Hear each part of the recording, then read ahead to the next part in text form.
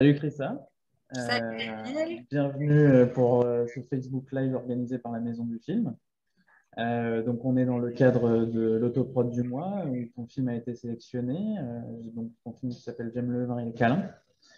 Et donc tu es Chrissa Fleuroux et je suis Daniel Cohen, le chargé de l'information et des publics. Et donc on va discuter un petit peu, on va profiter de cette semaine où ton film est mis en avant par la Maison du Film pour parler un petit peu de toi, de ton film et de tout ça. Et donc, la première question que je voulais te poser, alors bonjour à tous, à ceux qui nous ont rejoints, c'est déjà de savoir d'où tu viens et c'est quoi ton parcours. Oui, je m'appelle Chrissa. Je suis née en Grèce. Et puis, à la base, je suis comédienne. Je suis pas un parcours classique. En fait, je suis venue en France, à Paris, et puis je fais mes études ici. Et puis après, je commençais à bosser en tant que comédienne. Voilà. D'accord. Et tu as été plus du côté théâtre ou du côté cinéma? Bah, les deux. En D'accord. sortant du cours, j'ai pas mal fait, enfin, du théâtre, beaucoup. Et ça m'a permis d'ailleurs d'être intermittente assez rapidement.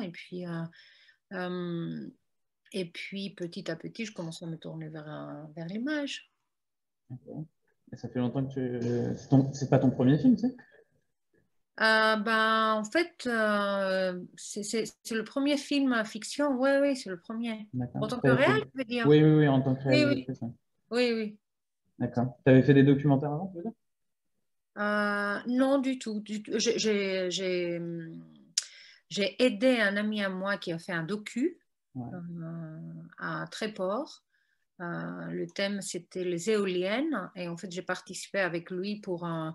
En gros, je jouais le rôle de la journaliste. Je parlais avec les gens, les politiques de la région, le maire, enfin, sur ce thème-là, sur les éoliennes. Mais le film, il n'était pas à moi. Enfin, c'était un docu qu'un Ah, ami donc à moi a là, réalisé. c'est vraiment ton premier film, hein. Ok, Ouais, ok. en fait, j'ai déjà fait un clip.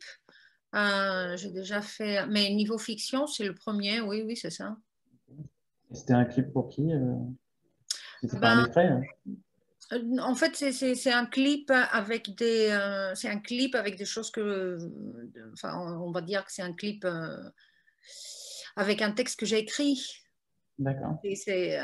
Enfin, c'est pas fiction, quoi. C'était pas, c'est ça. Non, mais il y avait déjà une envie d'artiste, de réalisatrice, de créer quelque chose en tout cas. Oui, mais je suis pas sûre que c'était une envie très. En fait, c'est parce qu'on m'a donné la possibilité de le faire que Ok. ça a réveillé l'envie en moi. Et du coup, d'ailleurs, après ce film-là, j'ai écrit un autre qui dure 20 minutes et un autre après.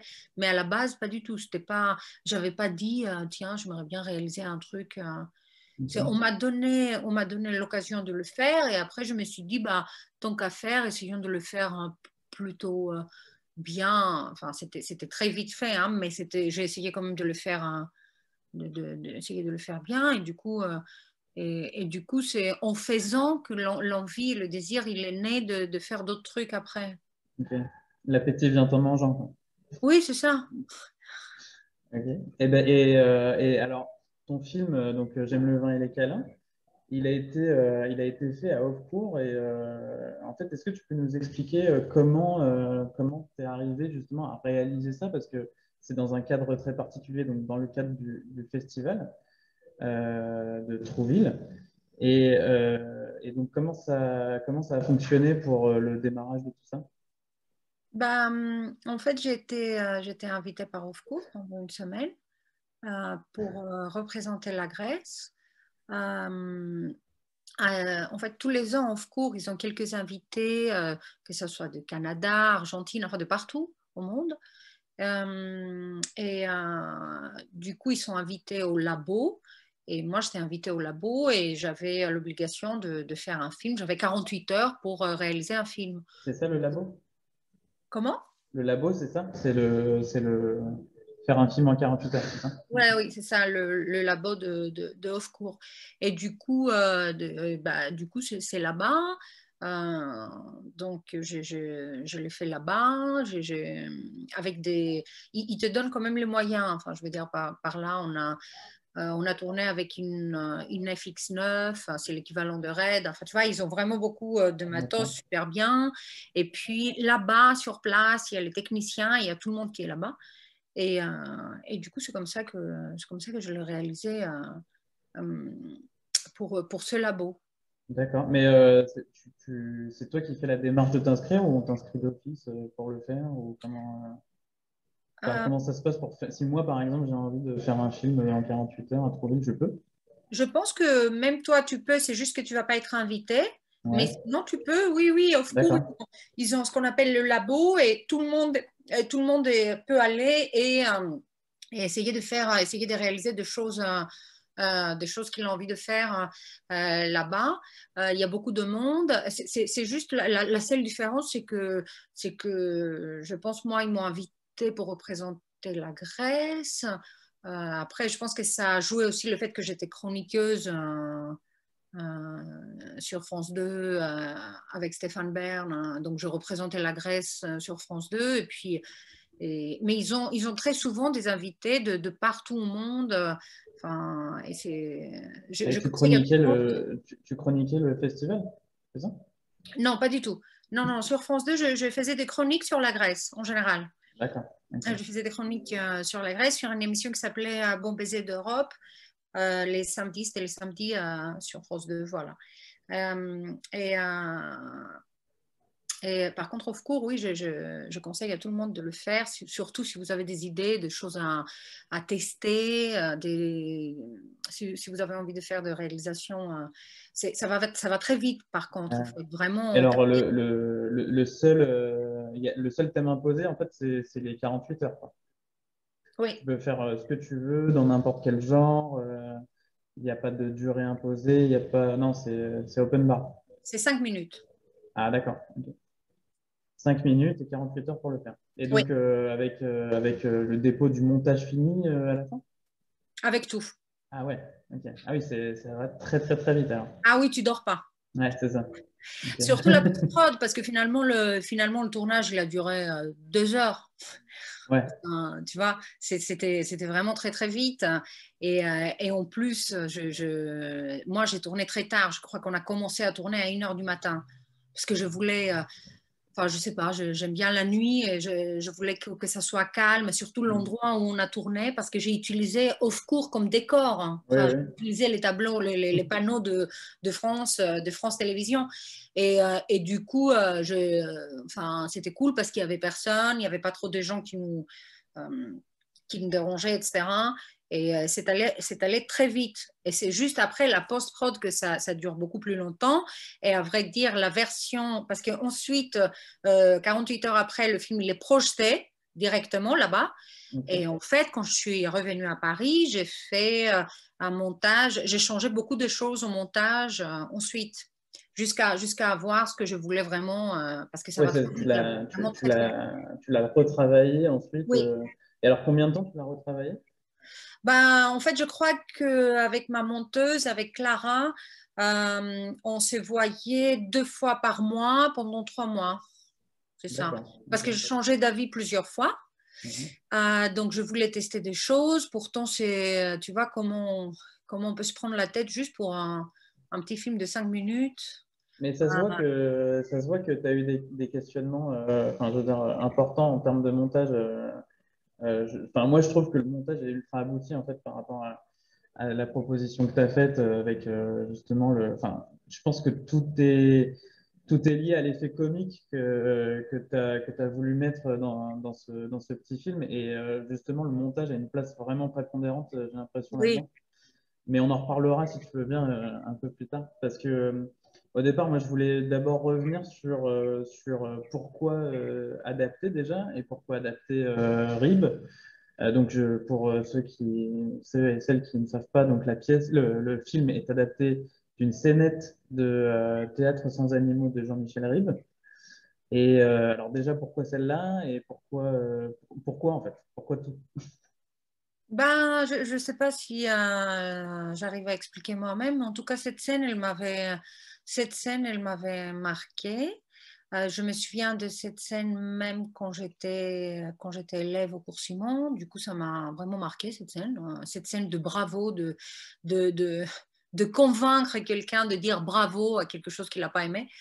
Et du coup, de suivre ces deux personnages, l'un qui est un peu plus tolérant, plus ouvert, qui essaye de trouver une solution, et l'autre qui est très intègre, en train de dire bah, j'ai pas aimé, je peux pas dire bravo à quelque chose que j'ai vraiment pas aimé.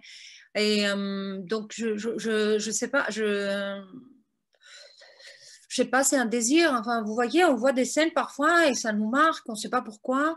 Et j'avoue que Jean-Michel Ribes, bon, c'est présenté d'une façon euh, beaucoup plus, je ne sais pas si je peux utiliser le mot bourgeois, mais c'est des personnages plus âgés, bien en place, c'est autre chose. C'est la principale différence entre la pièce, enfin la scène et ce que tu as écrit, enfin, ce que tu as réécrit plutôt. Parce Oui, oui, qu'on sent. le langage est plus soutenu, c'est une autre façon de faire, évidemment.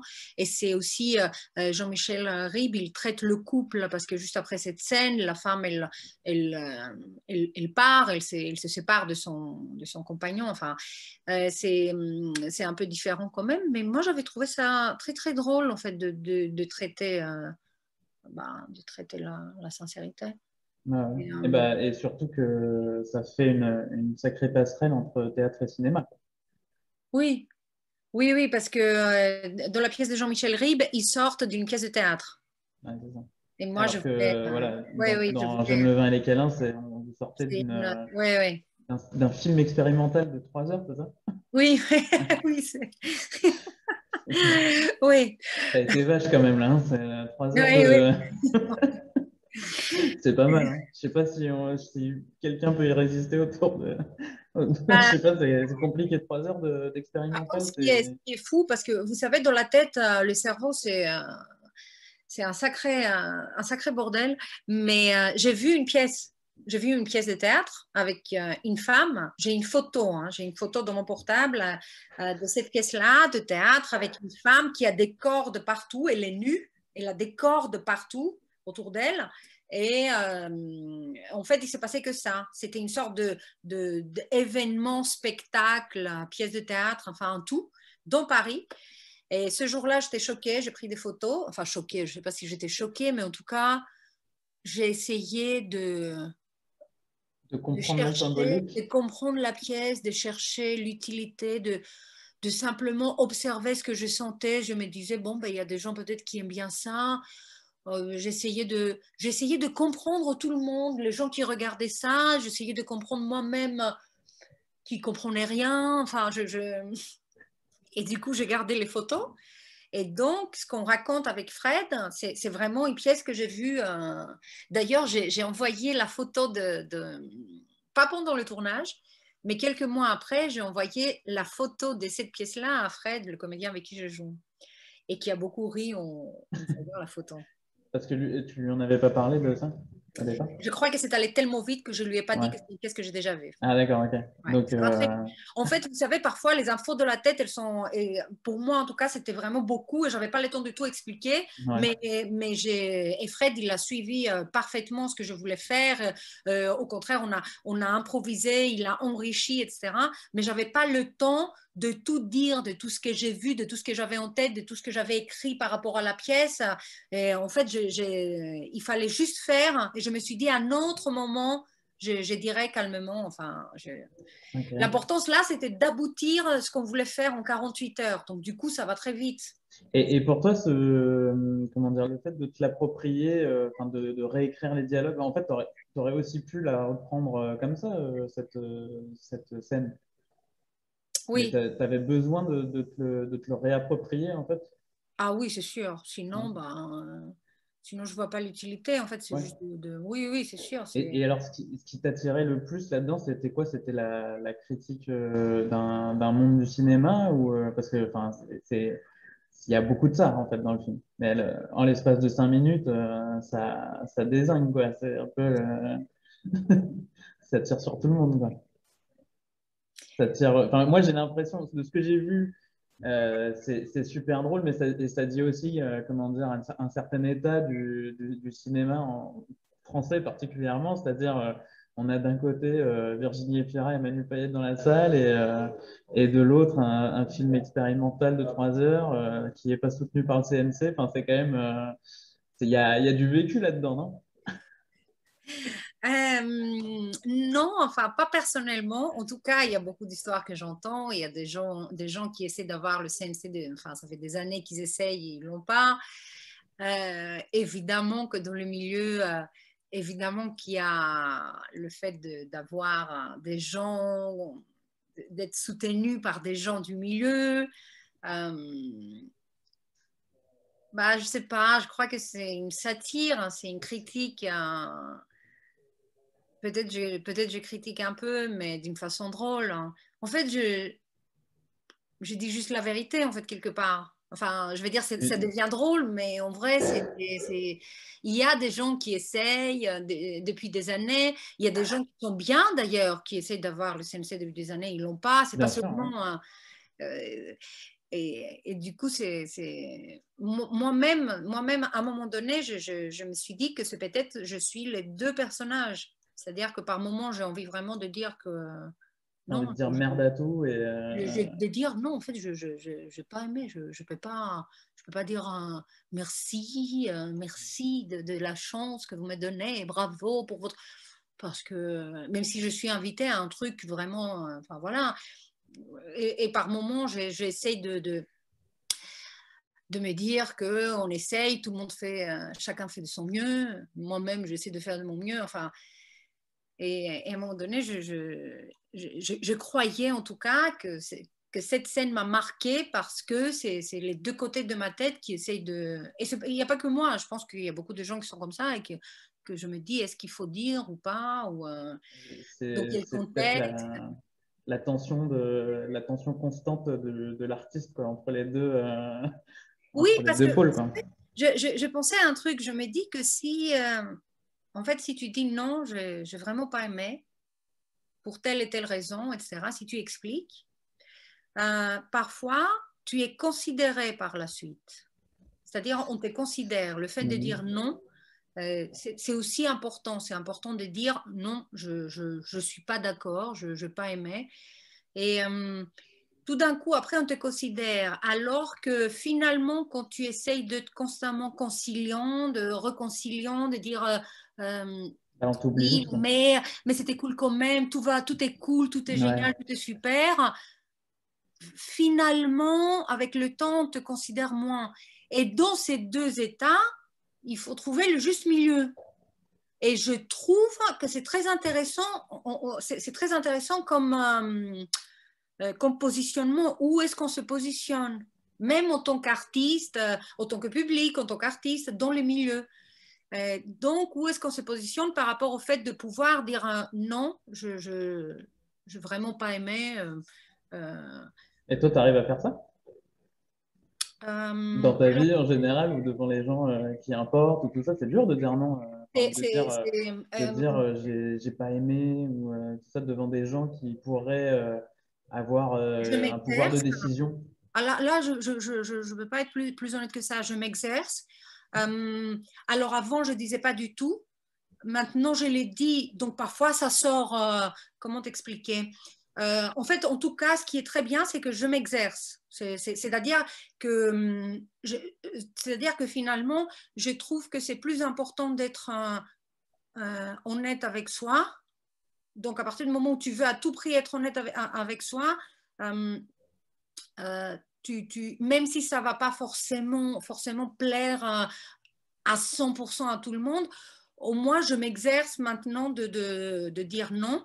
Je ne suis pas toujours très, très, très à l'aise. C'est pour ça que par moment, ça peut sortir, comment dire, parce que je pense que quand on est vraiment très à l'aise, Oui, t'as ça moins de sort, difficultés à oui, sortir moi le truc. parfois, ça sort, il y a du poids parfois que je me mets moi-même, j'en ai pas besoin hein, en vrai, mais parce que je dis pas souvent non, donc en fait du coup au moment où je veux le dire, ça, ça sort comme ça. Ouais, Et évidemment l'idéal, c'est de réellement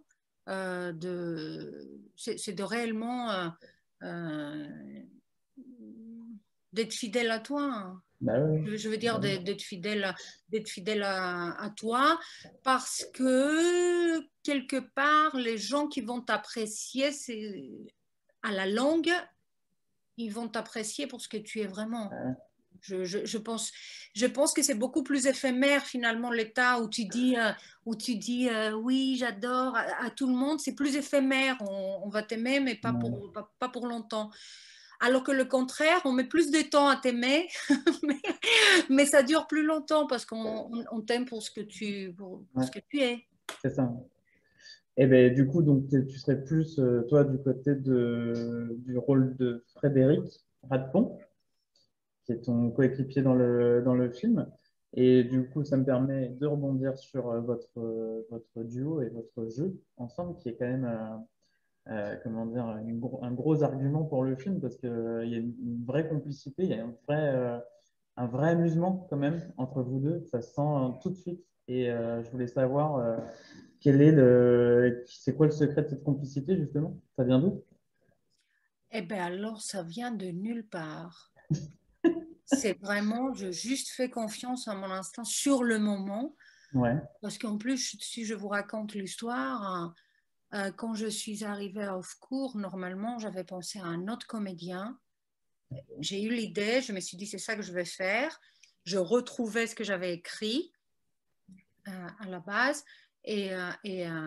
Donc, c'était un autre comédien que j'avais en tête. Mais comme cet autre comédien, il bossait, Frédéric, il n'était même pas au festival. ok. Donc, Frédéric, il est arrivé si je ne me trompe pas, j'espère que je ne dis pas de bêtises, même si j'ai des bêtises, ce n'est pas très important, mais je crois qu'il est arrivé le jour même. C'est-à-dire, Ok. soit il est arrivé vendredi soir, soit samedi, le samedi que j'allais tourner.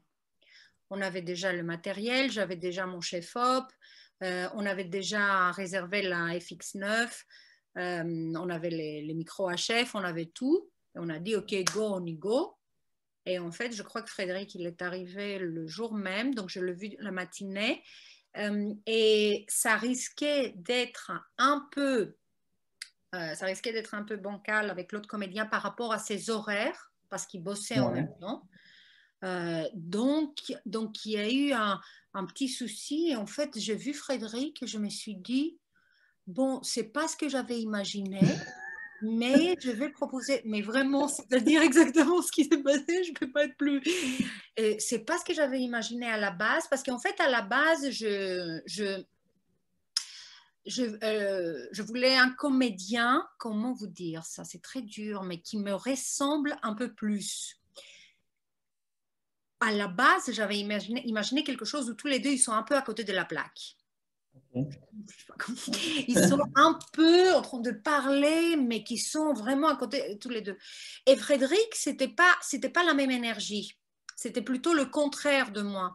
Et le jour même, je me suis dit, c'est peut-être intéressant comme il est là.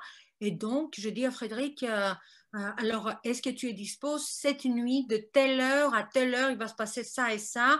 Dans l'après-midi, je veux qu'on répète parce que le tournage ira très vite, justement. Mhm. Je trouve très important de répéter pour créer une connexion, peu importe, hein, même si c'est... par contre, ça, je trouve vraiment très important, même si c'est peu importe le rôle, même si c'est un petit rôle, même si c'est dans un long métrage, peu importe quoi, la connexion, en fait, je souffre quand j'arrive pas à créer une connexion. Même en tant que comédienne, je veux dire, quand je joue dans un autre film, vous voyez, je vois des comédiens qui y vont, qui font leur truc et qui rentrent. Et il n'y a aucun problème, je le fais très facilement, il n'y a aucun souci. Mais je me sens heureuse uniquement quand j'ai créé une connexion avec la personne. Le temps que ça dure, le temps que l'utilité pour le film. Enfin bon, voilà, je suis pas. Et tu as eu ça avec Frédéric, du coup? Et donc, du coup, avec Frédéric, on est parti improviser, juste parce que j'avais besoin de sentir la connexion et de voir vers où on part. Et on partait exactement vers la même direction tous les deux. Et Frédéric est super, il proposait des choses, mais en même temps, quand je lui disais ça on le garde, ça non, il était, enfin voilà, c'était facile.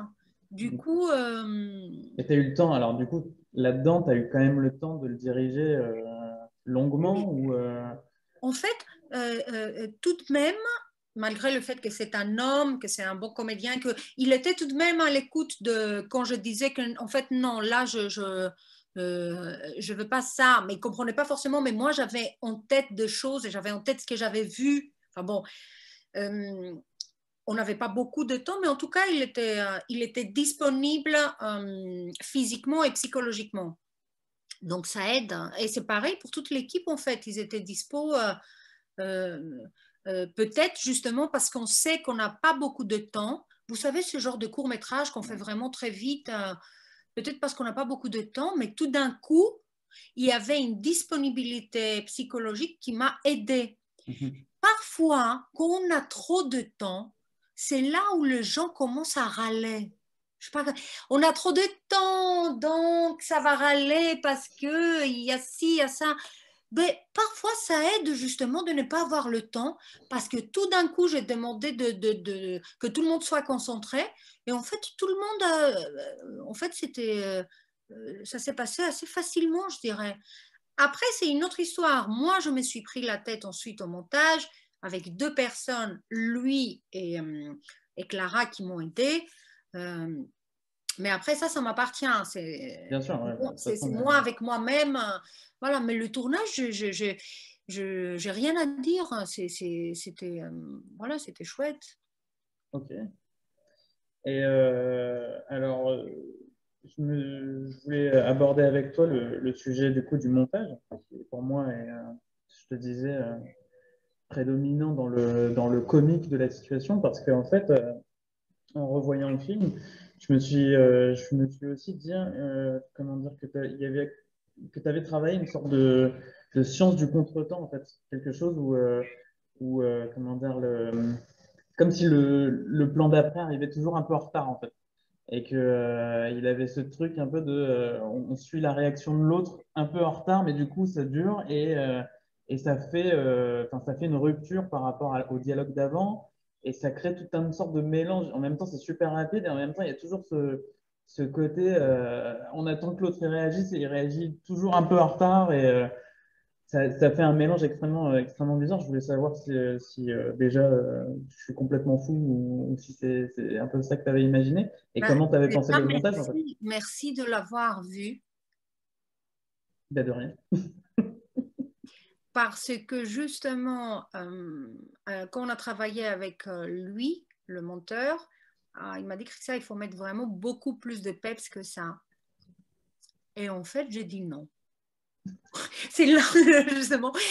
Euh, et même, je peux dire que moi, je n'ai pas assumé. On apprend, on fait ce qu'on peut et on assume comme on peut et on avance. Chose que je pense que je vais assumer encore plus au deuxième film. Mais la première scène où je parle, où je dis, bon, ben, tu dis ça, tu dis bravo. Non, mais en fait, tu dis. Je voulais même qu'elle dure encore plus. Je vais dire vraiment la fille qui. Euh, et je trouve que parfois, le but ultime, ce n'est pas d'être comique pour être comique, c'est de laisser le spectateur, même un film de 5 minutes, vraiment connaître les personnages, vraiment On peut être touché s'identifier. par les gens. Et ça ne veut Ouais. pas dire euh, forcément avoir... Parce que vous savez, les réactions, c'est tellement important. Parfois, par une réaction, on peut provoquer le rire beaucoup plus que par la personne qui parle. Enfin, je sais pas si c'est moi, mais moi, j'adore les silences. Que ce soit même en comique, parce qu'en truc dramatique, en plus, les silences, ça s'impose, c'est chouette. Mais même à des films comiques, j'aime les silences, parce que dans les silences, en fait, tu lis les pensées de l'autre personne dans ses yeux. Ouais, Et du coup, ça devient drôle alors que la personne ne dit rien, justement. Et je voulais, et d'ailleurs, au contraire, moi, je trouve que j'aurais pu aller encore plus à fond. je voulais ça. Je voulais vraiment ce côté presque perdu où tu vois la personne regarder et tu vois ses pensées alors que la personne ne dit rien. C'est ça, c'est ton personnage à toi qui est vraiment, Oui, qui essaye de se dépatouiller, de trouver une solution pour que tout le monde soit d'accord et tu n'y arrives jamais parce que lui, il est toujours, et lui, de son côté, il n'arrive pas à concevoir qu'il va devoir mentir et ça donne enfin, vraiment un mélange enfin, comment dire, de quiproquos de pensée en fait. Enfin, il y a vraiment ces ben oui, parce que moi j'essaie deux de idées quoi, qui s'opposent en minimiser. fait. Je minimise, enfin, je suis là en train de dire, bon, elle a fait son film, il faut lui dire bravo, on lui a donné des sous, mais bon, c'est comme ça, et je minimise, comment on dit en français, je donne pas, j'essaie de ne pas trop donner d'importance, alors que lui, il est là, et il dit non, en fait, Mm. la réalité est autre, enfin, il a pris enfin, il n'est pas d'accord. Ouais. Alors, j'ai des questions. On te demande quelle est ta formation de comédienne, parce que ton jeu est très juste et naturel. Et donc, tu avais parlé du cours Simon. Merci, premièrement. C'est le cours Simon, oui, je fais le cours Simon et après, par contre, après, Ouh la vache, là, on va partir à une conversation. Les gens, ils vont dire, mais qu'est-ce qu'elle dit? Alors, je crois en fait que la meilleure formation, c'est la vie. Oula. Non, parce que en fait, je pense pas, le cours est excellent. J'ai vécu mes années au cours Simon vraiment super, contrairement à d'autres gens qui, enfin, ça dépend chacun comment il vit la situation. Moi, ma lecture de la situation, elle était trop bien. Et je trouve, par contre, par la suite, avec tout ce qui arrive dans la vie, dans la vraie vie, qu'on évolue en tant que comédien. Et qu'en fait, c'est important de vivre les choses à fond dans la vie. Euh, Pour t'en inspirer dans ton jeu. Oui, exactement, parce que si on refuse de vivre les choses de la vie, ne serait-ce qu'avoir mal, hein, je parle. Mm. Ouais. Si on refuse, s'il y a trop de protection, ben, en fait, ça va être exactement pareil dans le jeu. Je vais dire par là, le jeu, il ne sera pas forcément dans l'empathie. Enfin, le public ne va pas forcément pouvoir s'identifier. Il y a quelque chose comme ça. Hein. Je ne suis pas psy, mais je pense qu'il y a un rapport, en tout cas. Moi, ce que je dis maintenant, jamais je pensais pas comme ça avant. C'est ça que je vais dire. Je pensais pas Mhm. comme ça avant. Mais c'est avec le temps que j'ai réalisé que peu importe ce qui se passe, que ça soit des expériences très bonnes, moyennes, médiocres ou mal, Tu peux autant toujours les utiliser. le Ouais. recevoir vraiment, parce que tout ça par la suite, ça, C'est de la matière. on le donne et en fait du coup, on n'a pas besoin de fabriquer. Euh, En tout cas, c'est ce que j'essaye de faire. Ça ne veut pas dire que j'arrive toujours, ça ne veut pas dire, mais en tout cas, je vois les choses comme ça maintenant. Ok. Ah, c'est très juste, je trouve. Une seconde question qui serait, est-ce que tu t'occupes de la diffusion de ce court-métrage et est-ce qu'il a déjà commencé à avoir une carrière? Ben oui, alors, ce qui est très cool, c'est que je l'ai inscrit sur Cinémad et du coup, il a été sélectionné à plusieurs festivals ici en France. Donc ça, c'est vraiment très chouette. J'ai pas mis de sous-titres.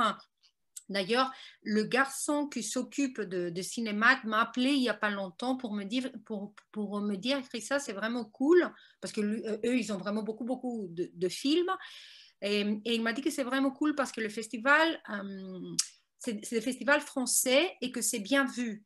Parce qu'apparemment, chose que je ne savais pas parce que moi-même j'apprends les choses en même temps en le faisant, le festival à l'international, à chaque fois, tu payes des timbres, etc., supplémentaires. Ouais. Et, et en gros, apparemment, il m'a dit qu'il y a beaucoup de courts-métrages qui sont sélectionnés à 150 festivals, mais en fait, c'est parce qu'ils ont payé des timbres supplémentaires Absolument. pour le festival à l'étranger. Ouais. Et lui, il m'a appelé vraiment pour me dire que ça, c'est cool parce que le film, je l'envoie. Et pourtant, c'est en 5 minutes. Ça aide peut-être aussi que je parle du milieu, sans doute. Enfin, voilà. Mais en tout cas, c'est chouette parce il y a eu quelques sélections, je crois 7, 8 sélections, et ça continue là. Enfin, je vais dire, parce que je l'ai inscrit sur Cinéma au mois de mars, Et ou avril 2021. pour être précis, Cinémat, c'est une boîte de C'est une distribution? plateforme. C'est une Non, non, plateforme, ok. c'est une plateforme qui inscrit le court-métrage au À ta festival. place. Du coup, tu ne le fais pas parce que ça prend du temps quand Ouais, même évidemment. d'inscrire. J'avoue que moi, comme c'est juste un court-métrage de 5 minutes, je n'avais même pas imaginé l'inscrire au festival. En fait, tout ça s'est passé. Au début, je me suis dit, ah ben tiens, pourquoi pas? Et, euh, et du coup, après, il y a eu des petites sélections et ça fait réellement plaisir. Ouais, Ça fait bah, plaisir et évidemment. surtout, ça donne envie de faire autre chose. C'est, Et t'as des idées, du coup, pour après? oui, j'ai écrit un court-métrage de 20 minutes et j'aimerais le tourner en Grèce. Donc, cette année à Cannes, j'étais au festival et j'ai parlé un peu avec le CNC grec et on va voir ce qu'on peut faire. Idéalement, j'aimerais tourner l'été prochain. En même temps, voilà, je dis ça maintenant, mais la vie, en fait, c'est très bizarre parce que finalement, il y a autre chose qui se passe. Mais en tout cas, je l'ai écrit. C'est exactement comme j'aime le vin et le câlin. Si ça se trouve, ça ne va pas se faire cette année, mais ça va. En tout cas, ce qui s'est passé avec ce court-métrage de 5 minutes, c'est que ça m'a ouvert des portes de créativité. Donc déjà, c'est bien et je suis dans la Ouais. gratitude pour ça, peu importe ce qui va se passer, peu importe ce qui va se passer après. Hum, donc voilà. Et c'est une comédie? Ben non. Enfin, oui, par moment, c'est comique.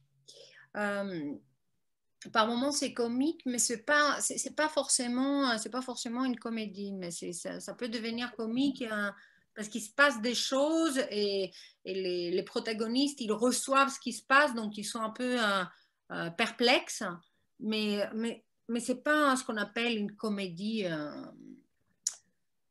euh, voilà. Ok. Et alors, une dernière question peut-être pour finir.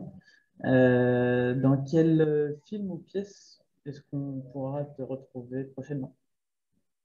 Alors, donc là, j'ai tourné dans le long métrage de Baya Kasmi, que j'aime particulièrement. Euh, on était à Marseille pour le tournage. Le long métrage s'appelle Youssef Salem a du succès. Donc, dans ce long métrage, je joue euh, la petite copine la petite copine de la sœur de Ramsey. D'accord. Voilà. Donc voilà, voilà. C'est une comédie. Je suis très heureuse de retravailler avec Baya. J'avais travaillé avec elle pour la série Le Grand Bazar sur M6. C'était une série, c'était 6 épisodes de 52 minutes. Moi, j'étais dans les 3. Et là, elle a fait ce long métrage et j'aime beaucoup cette femme. Et je suis très heureuse de jouer là-dedans. Et puis, C'est pour quand? ça va sortir. Bah, le Peut-être pour tournage. l'année prochaine, quoi. Au Oui, moins. oui, c'est ça. Ouais. Eh bien, Ouais. ouais, exactement. Ça va être pour l'année prochaine. Euh, j'ai aussi un petit rôle dans le long métrage Les goûts et les couleurs de Michel Leclerc. Ça, on a tourné au mois de juin dernier. Euh, et puis, et puis, quoi d'autre? J'ai aussi un petit rôle dans le film de François Uzan. Euh, pas Ozon, hein. Enfin, oui, Je me suis dit, est-ce que non, c'est... Non, c'est non, non, usant. c'est pas le D'accord. même. Donc, le film s'appelle On sourit pour la photo. Il est pas sorti encore au cinéma. Il va sortir bientôt. C'est avec Jacques Gobelin. Euh, et puis, quoi d'autre? Quoi vous dire d'autre? Qu'est-ce qui se passe? Il y a des choses euh, je vais tourner là bientôt un autre court métrage au mois d'un mois. Euh, bah, il y a plusieurs, enfin, je sais pas quoi. quoi vous dire d'autre. Après, évidemment, il y a les rediffusions de l'émission de Stéphane Bern sur France 2. Et puis voilà. Ok. Eh ben, super, on a hâte de te voir dans tout ça et de te voir progresser dans cette carrière de comédien slash réalisatrice. Et j'espère que tu en feras part à la maison du film pour la suite, parce que Avec plaisir. voilà, vu qu'on a beaucoup aimé le premier, on a envie de voir le reste. Merci en tout cas pour tout ce que vous avez fait. Merci beaucoup. Merci à toi. Et bah, je pense que c'est la fin de ce live. Je remercie Camille pour l'organisation. Et donc, merci à la Maison du Film. Et puis, merci à toi, Christa, pour nous avoir accordé ce petit live très sympathique. Et à bientôt, j'espère. Avec plaisir. À bientôt. Salut.